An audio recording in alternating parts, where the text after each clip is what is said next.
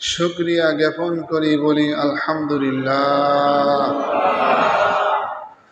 আরো হাজার লক্ষ কোটি শুকরিয়া আদায় করি যে আল্লাহ তাআলা এই যশোরের মানুষ, কালীগঞ্জের মানুষ, ঝিনেদার মানুষ, মাগুরার মানুষ, আশেপাশে যত থানা যত জেলা আছে, এরা যে কত শান্তিতে আছে, আমরা যদি একটু ফলো করি সেই নোয়াখালী, সেই ফেনী, সিলেট, এরপরে চট্টগ্রামের মানুষ বর্তমান যেই কষ্টের ভিতরে আছে, চট্টগ্রামের লক্ষাধিক মানুষ বন্যার পানির ভিতরে অনেক কষ্টের ভিতরে জীবন যাপন করতেছে, সেই তুলনায় এই যশোর ঝিনেদার মানুষ হাজার হাজার গুণ আল্লাহ তাআলা ভালো রেখেছে। এজন্য জবান খুলে আরেকবার শুকরিয়া আদায় করি, বলি আলহামদুলিল্লাহ।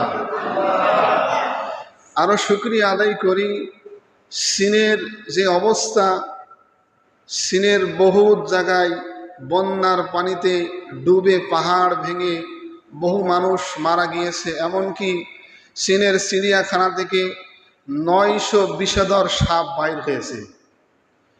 যেমন কয়েক বছর আগে ভারত থেকে কিছু সাপ আসছিল, রাসেল ভাইপার।